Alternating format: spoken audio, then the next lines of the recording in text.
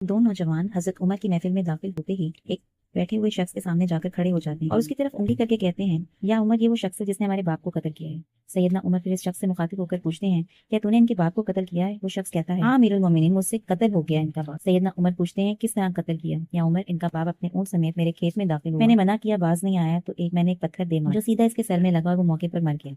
फिर तो कसास देना पड़ेगा, मौत है इसकी सजा। हजरत उमर ने कहा, ना फैसला करने की जरूरत और फैसला भी ऐसा अटल कि ये पूछने की जरूरत ही महसूस न की गई कि ताल्लुक किसी मोअज़्ज़ज़ कबीले से तो नहीं, माशरे में क्या रुतबा या मकाम है। क्योंकि मामला अल्लाह के दीन का हो तो उमर पर कोई भी असरअंदाज नहीं हो सकता, हत्ता के सामने उमर का अपना बेटा ही क्यों ना कातिल की हैसियत से आ खड़ा हो। कसास तो इसे भी लिया जाए। वो शख्स कहता है, ए अमीरुल मोमिनीन, इसके नाम पर जिसके हुक्म से ये जमीनो आसमान कायम खड़े हैं, मुझे सहरा में वापस अपने बीवी बच्चों के पास जाने दिया जाए ताकि मैं इनको बताऊं कि मैं कत्ल कर दिया जाऊंगा। इनका अल्लाह और मेरे सिवा कोई आसरा नहीं, मैं इसके बाद वापस आ जाऊंगा। सैयदना उमर कहते हैं, कौन तेरी जमानत देगा कि तू सहरा में जाकर वापस भी आएगा?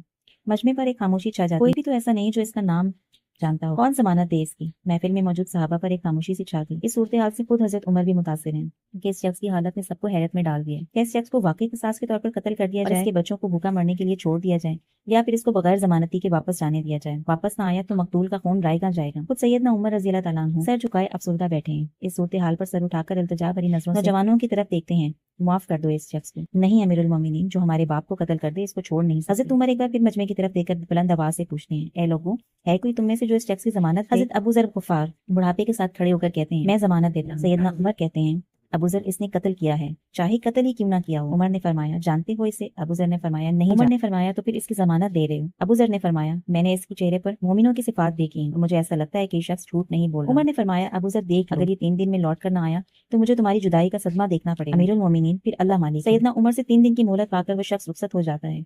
बीवी बच्चों को अलविदा कहने। फिर 3 रातों के बाद असर के वक्त नौजवान अपने बाप का कसास लेने के लिए बेचैन थे। हजरत अबू ज़र भी तशरीफ लाते हैं और आकर हजरत उमर के सामने बैठ जाते हैं। किधर है वो आदमी? सैयदना उमर सवाल करते हैं। मुझे नहीं पता, अबू ज़र ने जवाब दिया। अबू ज़र आसमान की तरफ देखते हैं। सूरज डूबने को है, महफिल में हू का आलम है, अल्लाह के सिवा कोई नहीं जानता आज क्या होना चाहिए। ये सच है कि अबू ज़र उमर के दिल में बसते हैं। कातिल नहीं आता तो सामिन की गर्दन जाती नजर आ रही है। मगरिब से चंद लम्हात पहले वो शख्स आ जाता है। बेसाख्ता हजरत उमर के मुंह से अल्लाहु अकबर की सदा निकलती है। हजरत उमर इस शख्स से मुखातिब होकर कहते हैं, ऐ शख्स, अगर तू लौट कर ना भी आता तो हम तेरा क्या करें? अमीरुल मोमिनीन, अल्लाह की कसम, बात आपकी नहीं, बात इस साथ की है जो सब ज़ाहिर व पोशीदा के बारे में जानता है। देख लीजिए, मैं आ गया हूँ।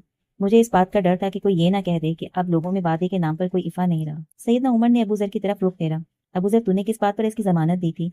अबू ज़र ने कहा, ए उमर, मुझे इस बात का डर था कहीं कोई ये ना कह दे कि अब लोगों से खैर ही उठा ली। सैयदना उमर ने एक लम्हे के लिए इन नौजवानों से पूछा, क्या कहते हो? नौजवानों ने रोते हुए जवाब दिया, ए अमीरुल मोमिनीन, हम इस शख्स की सदाकत की वजह से इसे माफ करते हैं। हमें इस बात का डर है कि कोई ये ना कह दे कि अब लोगों में से अफवाह दरगुजर ही उठा लिया गया। सैयदना आंसू उनकी दाढ़ी को करते नीचे गिर रहे थे।